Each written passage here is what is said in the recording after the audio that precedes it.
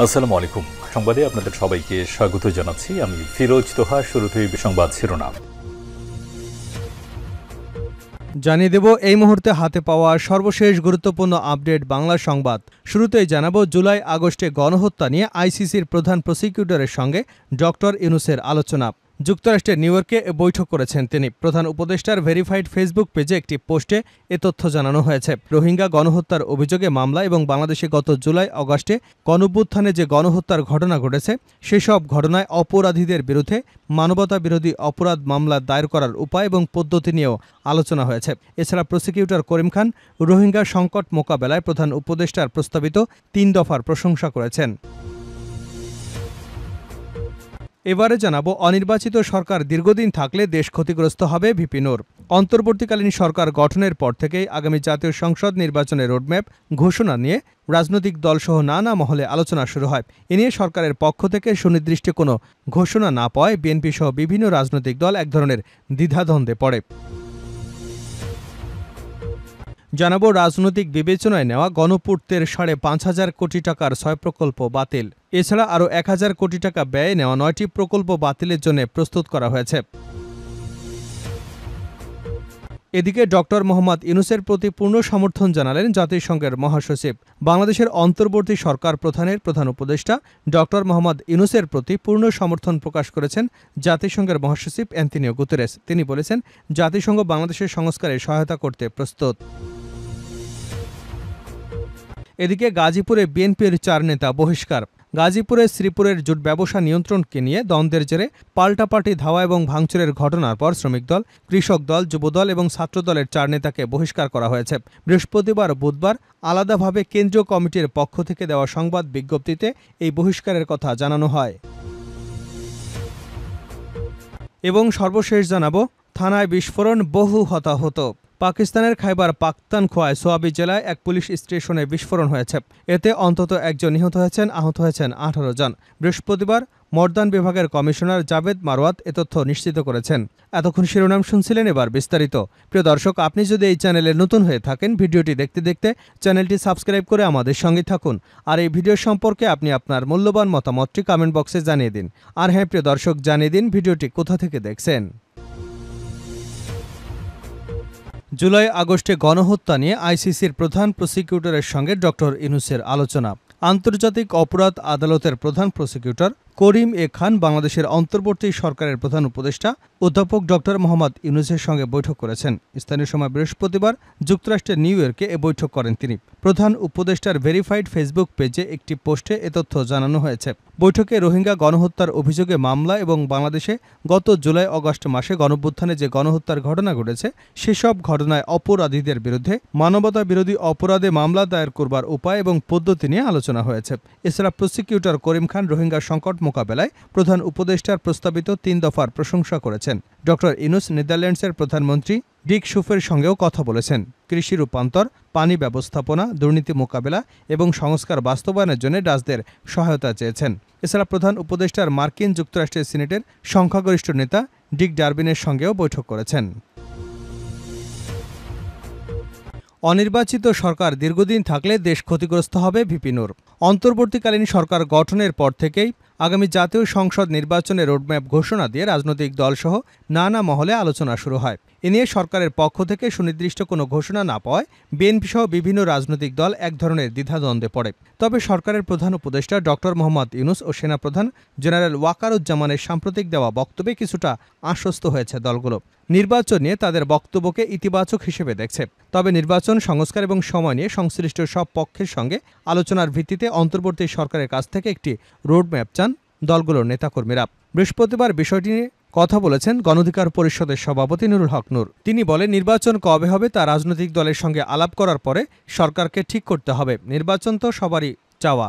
যত দ্রুত নির্বাচনে যাওয়া যাবে তত দ্রুতই দেশের জন্য মঙ্গল হবে। যত দ্রুত গণতান্ত্রিক ব্যবস্থার পরিবর্তন করা যাবে ততই দেশের স্থিতিশীলতার ক্ষেত্রে, অর্থনৈতিক সক্ষমতার ক্ষেত্রে দেশ এগিয়ে যাবে। আমরা প্রত্যাশা করি দ্রুত সময়ের মধ্যে একটা নির্বাচন দেবে। নূর বলেন, রাজনৈতিক দলগুলো কেউ 6 মাস, কেউ 1 বছরের মধ্যে নির্বাচন চাচ্ছে। এটা আসলে আলাপ আলোচনার মাধ্যমে সময়টা নির্বাচন করা উচিত। আমি মনে করি 1 বছরের মধ্যে চাইলে নির্বাচন সম্ভব। 1 বছর যথেষ্ট সময়, কারণ গণতান্ত্রিক সরকার না থাকলে দেশে বিনিয়োগ আসবে না, দেশে রাজনৈতিক অস্থিরতা তৈরি হবে। সেক্ষেত্রে সামাজিক অস্থিরতা বাড়বে, দেশ ক্ষতিগ্রস্ত হবে যদি একটা অনির্বাচিত সরকার দীর্ঘদিন থাকে। রাজনৈতিক বিবেচনায় নেওয়া গণপূর্তের 5,500 কোটি টাকার 6 প্রকল্প বাতিল। রাজনৈতিক বিবেচনায় নেওয়া প্রায় 5,500 কোটি টাকার 6টি প্রকল্প বাতিল করার সিদ্ধান্ত নিয়েছে গৃহায়ন ও গণপূর্ত মন্ত্রণালয়। এছাড়া আরও 1,000 কোটি টাকা ব্যয়ে নেওয়া 9টি প্রকল্প বাতিলের জন্য প্রস্তুত করা হয়েছে। সম্প্রতি জাতীয় অর্থনৈতিক পরিষদের নির্বাহী কমিটির সভায় প্রধান উপদেষ্টা ডক্টর মোহাম্মদ ইউনূসের রাজনৈতিক বিবেচনায় নেওয়া প্রকল্প নিয়ে বক্তব্যের পর সংশ্লিষ্ট বিভাগ ও দপ্তরগুলো এসব প্রকল্প বাতিলের উদ্যোগ নিয়েছে। সরকারের এমন বিভিন্ন উন্নয়ন প্রকল্প দপ্তরগুলো তালিকা তৈরি করে প্রশাসনিক মন্ত্রণালয় পাঠিয়েছে। তালিকা পাওয়ার পর মন্ত্রণালয়গুলো প্রকল্পের বিষয়ে আইনগত দিক পর্যালোচনা করেছে বলে জানা গেছে। তবে যেসব প্রকল্পে মোট ব্যয়ের 50% বা তার বেশি অর্থ ইতিমধ্যে ব্যয় হয়েছে, সেসব প্রকল্প বাতিল হচ্ছে না। এ বিষয়ে গৃহায়ন এবং গণপূর্ত মন্ত্রণালয়ের অতিরিক্ত সচিব মোহাম্মদ আব্দুল মতিন ইত্তেফাককে বলেন, ফান্ডিং সমস্যার কারণে আমরা আপাতত এগুলোর বিষয়ে সিদ্ধান্ত নিয়েছি, যেগুলো বেশিরভাগ রাজনৈতিক বিবেচনায় নেওয়া এবং নতুন প্রকল্প। আমাদের প্রায় 101টি প্রজেক্ট এখন, এর মধ্যে ফান্ডিংয়ের বিষয়ে গুরুত্ব দেওয়া হচ্ছে, কিছু স্থগিত রাখা হয়েছে এবং কিছু প্রকল্প ধীরে চলার জন্য বলেছি। এর আগে একনেক সভায় শেষ পরিকল্পনায় শিক্ষা উপদেষ্টা ডক্টর ওয়াহিদুজ্জামান মাহমুদ সরকারি প্রকল্প নিয়ে সাংবাদিকদের বলেন, আপাতত পঞ্চবার্ষিক পরিকল্পনা স্থগিত করা হয়েছে। এছাড়া এখন দাতা সংস্থাগুলো হাত খুলে সহায়তা দিতে যাচ্ছে। বিগত সরকারের রাজনৈতিক উদ্দেশ্য প্রণোদিত প্রকল্প যাচাই বাছাই করে বাদ দেওয়া হয়েছে। ডক্টর ইউনূসের প্রতি পূর্ণ সমর্থন জানালেন জাতিসংঘের মহাসচিব। বাংলাদেশের অন্তর্বর্তী সরকার এবং সরকারের প্রধান উপদেষ্টা ডক্টর মোহাম্মদ ইউনূসের প্রতি পূর্ণ সমর্থন প্রকাশ করেছেন জাতিসংঘের মহাসচিব অ্যান্তোনিও গুতেরেস। তিনি বলেছেন, জাতিসংঘ বাংলাদেশের সংস্কারে সহায়তা করতে প্রস্তুত আছে। নিউ ইয়র্কের স্থানীয় সময় বৃহস্পতিবার জাতিসংঘের সদর দপ্তরে প্রধান উপদেষ্টার সঙ্গে বৈঠকে এ সমর্থন ব্যক্ত করেন জাতিসংঘের মহাসচিব। জাতিসংঘের আবাসিক টিম ডক্টর মোহাম্মদ ইউনূসকে সহায়তা করতে চায় উল্লেখ করে অ্যান্তোনিও গুতেরেস বলেন, সদ্য গৃহীত জাতিসংঘের প্যাক্ট অব দ্য ফিউচার বাংলাদেশের জন্য অত্যন্ত প্রাসঙ্গিক এবং এর প্রণোদনামূলক অর্থায়ন দেশটির জন্য বিশেষ সহায়ক হবে। বাংলাদেশের শান্তিরক্ষীদের প্রশংসা করে গুতেরেস বলেন, তারা আমাদের জন্য অত্যন্ত গুরুত্বপূর্ণ।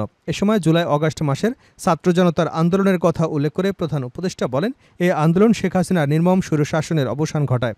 আমি এখানে উপস্থিত হতে পেরেছি কারণ তরুণরা নতুন বাংলাদেশের জন্য তাদের জীবন উৎসর্গ করেছে। বৈঠকে জলবায়ু পরিবর্তন এবং বাংলাদেশের 17 কোটি মানুষের উপরের প্রভাব, রোহিঙ্গা সংকট এবং জুলাই-আগস্টে আন্দোলনের সময় সংগঠিত নৃশংসতার তদন্তে জাতিসংঘের নেতৃত্বাধীন অনুসন্ধান মিশনের বিষয়ে আলোচনা হয়। গাজীপুরে বিএনপির 4 নেতা বহিষ্কার। গাজীপুরে শ্রীপুরে জুট ব্যবসা নিয়ন্ত্রণকে নিয়ে দ্বন্দ্বের জেরে পাল্টাপাল্টি ধাওয়া এবং ভাঙচুরের ঘটনার পর শ্রমিক দল, কৃষক দল, যুবদল এবং ছাত্রদলের 4 নেতাকে বহিষ্কার করা হয়েছে। বৃহস্পতিবার ও বুধবার আলাদাভাবে কেন্দ্রীয় কমিটির পক্ষ থেকে দেওয়া সংবাদ বিজ্ঞপ্তিতে এই বহিষ্কারের কথা জানানো হয়। বহিষ্কৃত 4 জন হলেন শ্রমিক দলের গাজীপুর উপজেলা শিল্পাঞ্চল কমিটির আহ্বায়ক কাজল ফকির, গাজীপুর জেলা কৃষক দলের আহ্বায়ক SM আবুল কালাম, জেলা যুবদলের আহ্বায়ক কমিটির সদস্য SM পলাশ চঞ্চল এবং শ্রীপুর পৌর যুবদলের যুগ্ম আহ্বায়ক শাহাদাত হোসেন। সংগঠনের শৃঙ্খলা পরিপন্থী কাজে যুক্ত থাকার অভিযোগে এ ব্যবস্থা নেওয়া হয়েছে বলে শ্রমিক দল, কৃষক দল এবং যুবদল ও ছাত্রদলের কেন্দ্রীয় কমিটির সংবাদ সম্মেলনে বলা হয়েছে। জানা গেছে, বুধবার সকাল 10টার দিকে গাজীপুর উপজেলার বেড়াইদের চালার CNB এলাকায় SQ সেলসিয়াস কারখানায় জুট ব্যবসাকে কেন্দ্র করে বিএনপির অঙ্গ সংগঠনের 2 গ্রুপের মধ্যে পাল্টাপাল্টি ধাওয়া, দেশীয় অস্ত্রের মহড়ার ঘটনা ঘটে। এক পর্যায়ে সেখানে এক নেতার ব্যক্তিগত কার্যালয়ে কয়েকটি গাড়ি ভাঙচুরের ঘটনা ঘটে। পরে কয়েকটি ককটেল বিস্ফোরণ ঘটানো হয়। খবর পেয়ে পুলিশ এবং সেনাবাহিনীর সদস্যরা ঘটনাস্থলে গিয়ে উপস্থিত হন। এদিকে পাল্টাপাল্টি ধাওয়া এবং অস্ত্রের মহড়ায় সংবাদ প্রকাশ করতে যাওয়ায় এক সাংবাদিককে পিস্তল ঠেকিয়ে ভিডিও ফুটেজ মুছে ফেলার অভিযোগ পাওয়া গেছে। এ ঘটনায় ভুক্তভোগী যমুনা টিভির সাংবাদিক হুসাইন আলী বাবু শ্রীপুর থানায় লিখিত অভিযোগ দায়ের করেছেন।